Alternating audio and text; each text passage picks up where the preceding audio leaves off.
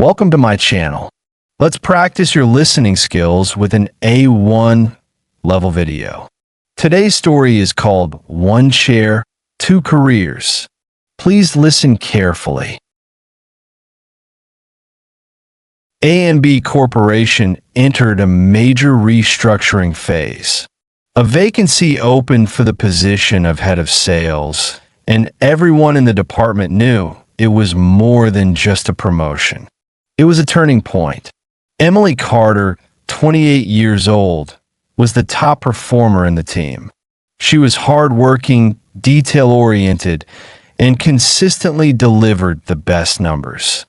Her only weakness was her honesty. She spoke directly, sometimes too directly. Her opposite was Daniel Ross, who joined the company the same year. He was smooth, socially skilled, and always knew how to say the right thing at the right time. At first, Emily believed competence would speak for itself.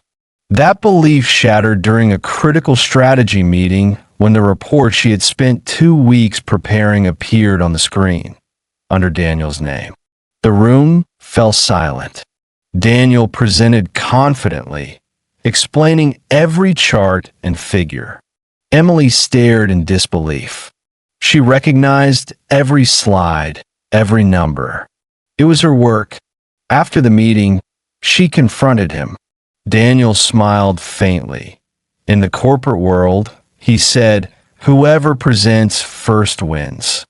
Soon, rumors spread. Some said Emily was arrogant and difficult to work with. Others whispered that she was good at execution, but poor at communication. Gradually, she was excluded from key meetings. The tension peaked on the day the board announced its decision. Daniel was officially nominated for head of sales. Just as he stepped forward to give his speech, the CEO played an audio recording. It was a conversation between Daniel and a client, in which he casually admitted that he had borrowed Emily's report and simply replaced the name. The room froze. The decision was reversed that same day. Daniel was transferred to another department. Emily became the youngest head of sales in the company's history. As colleagues congratulated her, she only smiled quietly. The corporate world is not a place for the weak, but it is also not a place where dishonesty always wins. Emily learned one thing clearly. Silence is not wrong, but staying silent forever means being erased. A&B Corporation entered a major restructuring phase. A vacancy opened for the position of head of sales, and everyone in the department knew it was more than just a promotion. It was a turning point. Emily Carter, 28 years old, was the top performer in the team. She was hardworking, detail-oriented, and consistently delivered the best numbers. Her only weakness was her honesty. She spoke directly, sometimes too directly.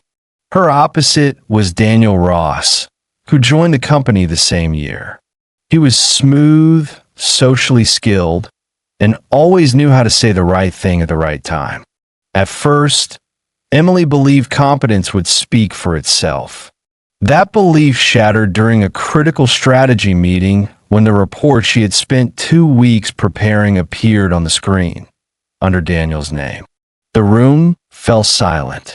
Daniel presented confidently, explaining every chart and figure. Emily stared in disbelief. She recognized every slide, every number. It was her work. After the meeting, she confronted him. Daniel smiled faintly. In the corporate world, he said, "Whoever presents first wins." Soon, rumors spread. Some said Emily was arrogant and difficult to work with.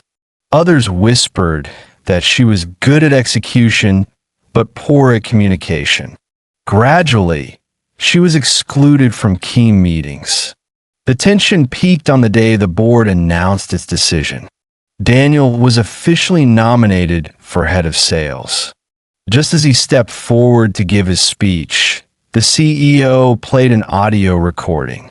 It was a conversation between Daniel and a client, in which he casually admitted that he had borrowed Emily's report and simply replaced the name. The room froze. The decision was reversed that same day. Daniel was transferred to another department. Emily became the youngest head of sales in the company's history. As colleagues congratulated her, she only smiled quietly. The corporate world is not a place for the weak, but it is also not a place where dishonesty always wins. Emily learned one thing clearly.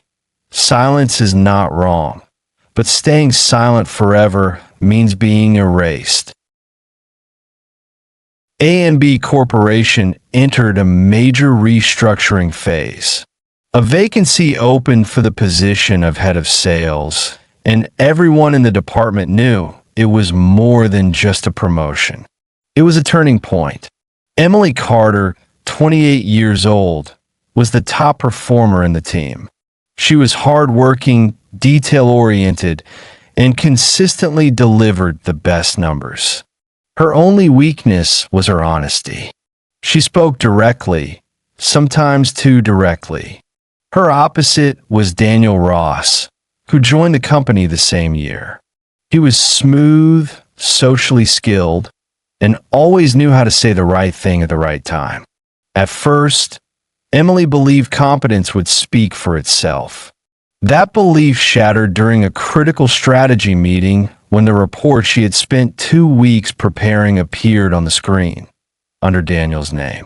The room fell silent. Daniel presented confidently, explaining every chart and figure.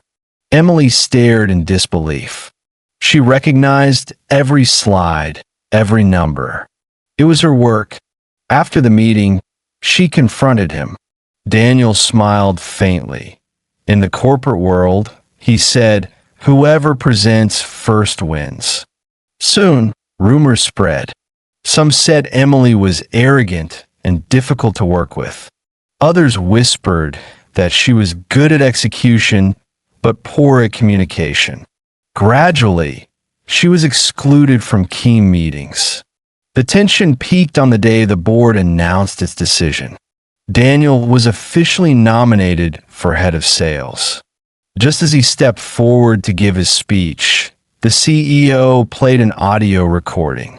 It was a conversation between Daniel and a client, in which he casually admitted that he had borrowed Emily's report and simply replaced the name. The room froze. The decision was reversed that same day.